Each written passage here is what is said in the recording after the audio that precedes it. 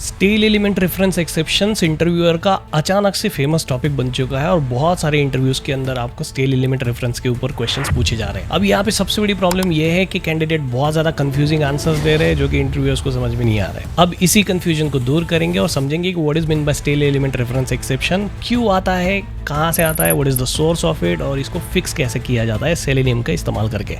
तो चलो समझते हैं फटाफट। इस पूरे वीडियो को मैंने चैप्टर्स में ब्रेक डाउन कर दिया है, तो आप किसी भी समय स्किप कर सकते हो अगले चैप्टर के ऊपर। Basically stale element reference exception आपको तब आती है जब आपने किसी एलिमेंट को फाइंड तो कर लिया है, लेकिन उस पर जब ऑपरेशन परफॉर्म करने जा रहे हो तो तब तक आपका डॉम जो है वो चेंज हो चुका है। अब डॉम चेंज होने की वजह से डॉम के पास में नया रेफरेंस है और आपके पास में ओल्ड रेफरेंस है।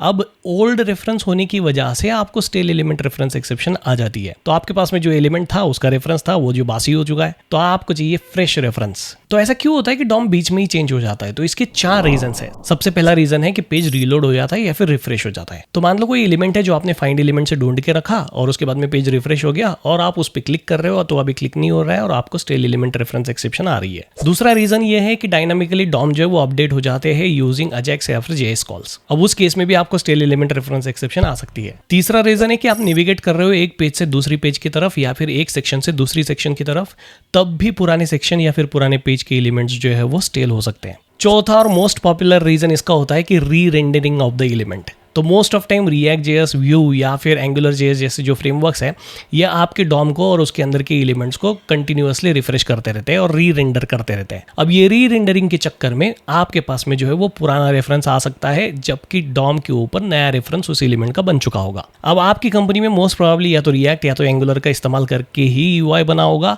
और अगर ऐसा है तो आपको स्टेल एलिमेंट रेफरेंस एक्सेप्शन आने के चांसेस बहुत ज्यादा हो जाते हैं। अब चलो समझते हैं इसको सॉल्व कैसे किया जाए। स्टेल एलिमेंट रेफरेंस एक्सेप्शन को फिक्स करने के लिए आपको मैं 3 स्ट्रैटेजीज बताने वाला हूँ। शायद आपको इनमें से किसी एक स्ट्रैटेजी का यूज हो जाए। अब कौन सी स्ट्रैटेजी आपके प्रोजेक्ट में यूज होगी ये बताना बहुत मुश्किल है, बट मैं एंड ऑफ द वीडियो मेरी फेवरेट स्ट्रैटेजी भी बता दूंगा जिससे मोस्ट ऑफ द टाइम आपका stale element reference exception solve हो जाएगी। तो सबसे पहले स्टेल एलिमेंट रेफरेंस एक्सेप्शन को रिक्रिएट करके देखते हैं। उसके लिए मैं चला जाऊंगा helloskillio.com पे।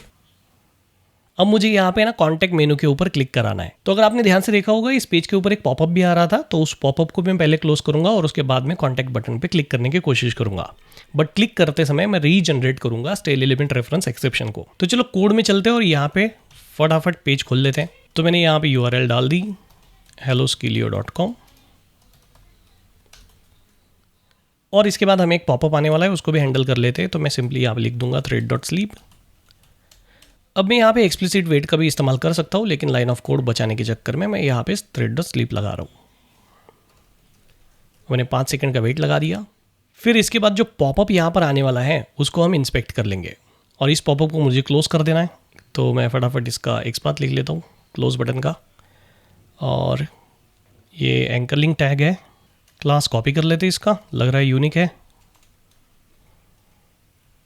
और हमको मैचिंग एलिमेंट मिल चुका है। फिर यहाँ पे लिख लेंगे क्लिक और यहाँ पास कर देंगे XPath। बट अभी भी मैंने स्टेल एलिमेंट रेफरेंस एक्सेप्शन को रिक्रिएट नहीं किया है, तो चलो इसको रिक्रिएट करते हैं। तो इसके लिए मैं सिंपली क्या करूँगा, ये जो कॉन्टैक्ट मेनू है इसका लोकेटर ढूंढ के रख लूँगा। तो इसका क्लास कॉपी कर लेते हैं, anchor link tag, and we are getting 3 matching elements. तो सिंपली इंडेक्सिंग का इस्तेमाल करके मैं सेकेंड एलिमेंट ले लूँगा। तो यहाँ से मुझे मैचिंग एलिमेंट मिल चुका है, दैट इज कॉन्टैक्ट। इसको कॉपी कर लेते हैं और यहाँ पे लिख देंगे web element is equal to, और ये जाएगी हमारी XPath। That's it. अब देखो मैंने यहाँ पे ना जो कॉन्टैक्ट मेनू है उसका वेब एलिमेंट स्टोर करके रख लिया है, मतलब मेरे पास में जो है ना वो रेफरेंस आ चुका है इसका। अब इसके बाद अगर मैं पेज को रिफ्रेश कर दूंगा तो कॉन्टैक्ट मेनू का जो रेफरेंस है वो डॉम से निकल जाएगा और फ्रेश रेफरेंस वहाँ पे लोड हो जाएगा। हालांकि मेरे पास ये वाला जो है वो पुराना वाला है। तो चलो फटाफट पेज को रिफ्रेश करते हैं। तो यहाँ से मैंने रिफ्रेश कर लिया और रिफ्रेश करने के बाद मैं कॉन्टैक्ट मेनू के ऊपर क्लिक करता हूँ तो यहाँ पे मुझे आ जाएगी स्टेल एलिमेंट रेफरेंस एक्सेप्शन। अब इसको यहाँ से मेन मेथड से कॉल कर लेते हैं एंड दैट्स इट। अब इसको फटाफट रन कर लेते हैं। थोड़ा सा वेट कर लेना भाई यार, ये थोड़ा सा फायरफॉक्स लॉन्च करने के लिए समय लेता है सेलेनियम। पता नहीं यार ये फायरफॉक्स खुलने में इतना समय क्यों लेता है। Still we are waiting. लो भाई खुल गया फायरफॉक्स और यहाँ पे स्किलियो की वेबसाइट लॉन्च हो चुकी है। अभी पॉपअप आएगा, उसको क्लोज किया जाएगा। फिर कॉन्टैक्ट मेनू पे हमने क्लिक करने की कोशिश की है, लेकिन यहाँ पे हमको आ चुका है स्टेल एलिमेंट रेफरेंस एक्सेप्शन और लाइन नंबर है 18। मतलब यहाँ पर क्लिक नहीं कर पाया ये और इधर स्टेल एलिमेंट रेफरेंस एक्सेप्शन आ गई। क्यों आई स्टेल एलिमेंट रेफरेंस एक्सेप्शन? क्योंकि यहाँ पे आपने जो वेब एलिमेंट फाइंड करके रखा था उसके बाद पेज रिफ्रेश हो चुका है, और चूंकि पेज रिफ्रेश हो चुका है तो आपके पास में जो पुराना रेफरेंस था वो अभी नए से ऑपरेशन परफॉर्म करने के लिए काम में नहीं आएगा, और इसीलिए आ गई आपको स्टेल एलिमेंट रेफरेंस एक्सेप्शन। अब चलो समझते हैं इसको हैंडल कैसे करें। अब इसको हैंडल करने के लिए 3 स्ट्रैटेजीज मैं आपको बता रहा हूँ। सबसे पहली स्ट्रैटेजी है कि उस एलिमेंट को रीलोकेट कर लो। मतलब यहाँ क्लिक करने से पहले मैं इस एलिमेंट को फिर से एक बार फाइंड कर लूंगा कुछ इस तरह से, और फिर इसके ऊपर मैं क्लिक मेथड को चला दूंगा। इस केस में ये हैप्पीली चल जाएगा क्योंकि यहां फाइंड एलिमेंट फ्रेश रेफरेंस मेरे लिए लेके आएगा।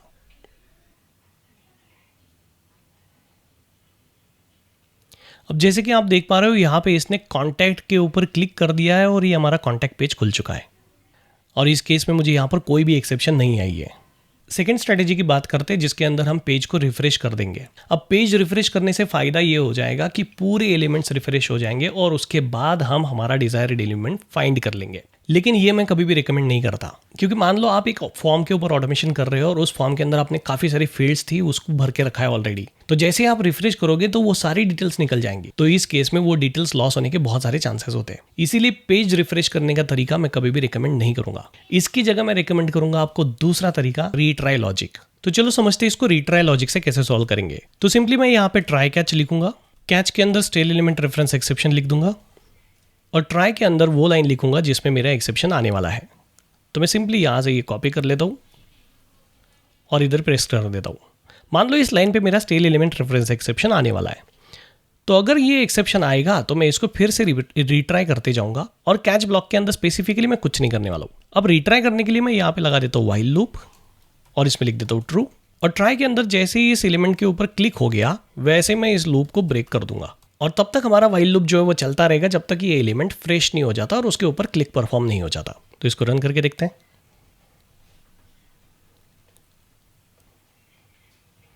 एंड दैट्स इट, यहाँ पे कॉन्टैक्ट पेज के ऊपर क्लिक हो चुका है। बट ये रिट्राई वाला लॉजिक भी मैं रिकमेंड नहीं करूंगा, क्योंकि ये चांसेस है कि यार ये बहुत लंबा चल जाए लूप। इससे भी बेहतर ऑप्शन मेरे पास है। अब तीसरा तरीका है using explicit wait. Explicit wait का इस्तेमाल करके मैं स्टेल एलिमेंट रेफरेंस एक्सेप्शन को बहुत अच्छे से मैनेज कर सकता हूँ। तो चलो समझते हैं कैसे। तो उसके लिए सिंपली मैं यहाँ पे वेब ड्राइवर वेट क्लास का ऑब्जेक्ट क्रिएट कर लूँगा और यहाँ पे पास कर देंगे duration dot of seconds, let's say 20 seconds. मतलब मैं टाइम आउट जो वो 20 सेकेंड्स का लगा रहा हूँ। बाकी मैं इस वेट को सेटअप नहीं करूँगा कुछ भी, और यहाँ सिंपली आ जाऊँगा और इधर लिख दूंगा वेट डॉट अनटिल, और इसके अंदर कॉल कर लेंगे एक्सपेक्टेड कंडीशंस क्लास को, और इस क्लास के अंदर आपको एक मेथड मिल जाती है दैट इज स्टेलनेस ऑफ। अब ये स्टेलनेस ऑफ जो मेथड है इसके अंदर आपको वो वेब एलिमेंट पास करना है जो स्टेल हो रहा है। तो मैं सिंपली यहाँ पे पास कर दूंगा कॉन्टेक्ट मेनू। अब ये मेथड करती क्या है, तो ये मेथड चेक करती है कि ये दिया हुआ एलिमेंट स्टेल हुआ कि नहीं हुआ, तब तक ये वेट करती रहेगी। जैसे ही ये एलिमेंट स्टेल हो जाएगा वैसे ही ये वेट खत्म हो जाएगा। मतलब हमें अभी कंफर्म पता चल जाएगा कि ये वाला जो एलिमेंट है वो स्टेल हो चुका है, और इसके बाद हम उसको फाइंड करेंगे। अब फाइंड करेंगे तो हमें फ्रेश रेफरेंस मिल जाएगा और उसके ऊपर हम कर देंगे क्लिक। That's it. अब इसको राइट क्लिक करके रन करते हैं।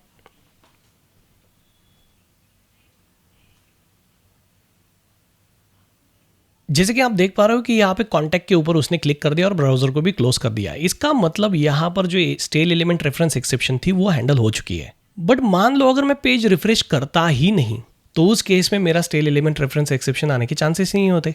तो क्या उस केस में स्टेलनेस ऑफ मेथड लंबे समय के लिए वेट कर सकती है? बिल्कुल कर सकती है। ज़्यादा से ज़्यादा कितना वेट करेगी वो? तो वो 20 सेकेंड्स वेट करेगी कि एलिमेंट स्टेल हुआ या नहीं हुआ, और उस 20 सेकेंड्स में अगर एलिमेंट स्टेल नहीं होता है तो ये आपको टाइम आउट एक्सेप्शन मार देगा। तो रन करके देखते हैं, क्योंकि मैंने इस बार पेज को रिफ्रेश नहीं किया है। अगर आप ध्यान से कंसोल को देखोगे तो यहाँ पे वेट अभी भी चल रहा है, क्योंकि हमारा जो कॉन्टैक्ट मेनू है वो स्टेल नहीं हुआ है। अब ये स्टेल नहीं है तो it will keep on waiting for 20 seconds at max, और उस 20 सेकेंड्स में भी अगर ये स्टेल नहीं चाहता तो वो टाइम आउट एक्सेप्शन थ्रो कर देगा। That's it. Can you see here, यहाँ पे हमको आ चुके हैं टाइम आउट एक्सेप्शन। क्यों? कि भाई साहब ये एलिमेंट स्टेल हुआ ही नहीं। तो 3 तरीके तो आपके सामने सामने हैं, लेकिन उनमें से यूज़ कौन सा करना है ये पूरी तरह से डिपेंड करता है कि आप सिचुएशन में कौन सी हो।